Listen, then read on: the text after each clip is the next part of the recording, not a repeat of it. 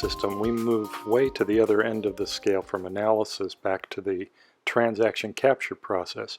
This begins to show the implications of combining both the analysis, the posting, and the transaction capture processes into a single process called Really Simple Commerce, or RSC. Blockchain makes many claims in this space, but I think unless things are done radically differently, it's going to fail in delivering on that promise. One of the major problems with it is that it has a security model that's built around being able to do transactions with criminals. The cost of that security model is extremely expensive. Whereas Really Simple Commerce, I went to the other end of the spectrum and said, what does it look like for a system that has high trust between collaborators? Trust is a measure of efficiency. Those with the highest trustworthiness get the most efficiency, and so our computer system should deliver on that same promise in the same way. So this might be what that looks like. The inspiration for Really Simple Commerce came from a website called crisiscleanup.org. This website is a trusted site used for volunteers to provide cleanups after crises. My idea was, perhaps like in Puerto Rico, after the major hurricane there this last year, how would somebody build a financial system to assist those people in Puerto Rico after the hurricane has passed through and all the business systems have been destroyed? What might that financial system look like?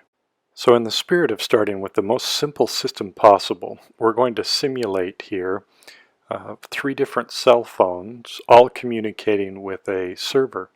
And we're going to communicate using SMS so that the poorest, most simple environment possible could be used, because restoring power to a cell phone tower means that the business systems that become available first will be text messaging systems. So the 3 different cell phones we're going to simulate, one is an authorizer, the other one is a customer, and the third is a vendor. So suppose you come to me and you say, hey, I can't buy anything, I need to buy some food, all the ATMs are down, I can't pay for anything. I say, hey, do you want to use Really Simple Commerce? You say, what's that? I say, it's this little system. Here, give me your cell phone number. So I enter your cell phone number, and then I, as an authorizer, am asked to give you a credit limit. I can do that based upon what I know of you or reviewing documentation if you have some of that. So let's say I give you a $1,000 credit limit in US currency, and that texts the server and you're requested and said, do you want to join Really Simple Commerce system? You respond yes, and then we're going to go through KYC. You're going to enter the details so that the system knows who you are and proves that you are a customer. Once we've gone through that, you'll be added into the system. You'll have a credit limit of $1,000 to use at purchasing at other locations. So here the customer's been added. You can see the customer record, both the authorizer and the customer get notification of that. Okay, now let's suppose that you as a customer go to a store and you want to buy some stuff. You've got to open an account with the store manager. Maybe you know him, maybe you don't know him. So you go and get interviewed by him, and he says sure, and he lets you shop in his store. You shop in his store, you come back around, he asks for your cell phone number, adds up the items that you requested, and they come to $100. So he says this is what your purchase is going to be using RSC. Now, because this is a posting system and it has your credit limit and all of your transactions in the posted universal ledger, he gets notification immediately that you've already exceeded your credit limit. Maybe you stopped somewhere before you came to him.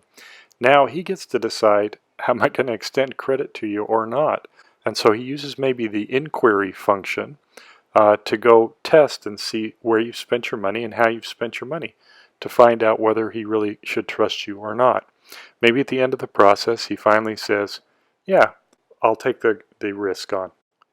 As he texts the server with that response, you get a text from the server that says, do you want to pay this vendor, and how do you want to pay?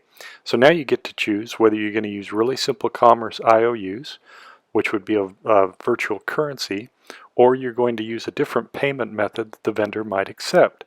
Through this process, now we've posted into the ledger your actual transactions, and you've transferred value to him, because currency is simply transferable credit, transferable IOU. And this has all been facilitated by storing data in a server in a very efficient manner. We wouldn't have to use SMS. We could develop an app that would be capable of doing these kinds of processes. What we've built here is we've built a trusted network that really has value for customers, and it scales because it's built upon trust.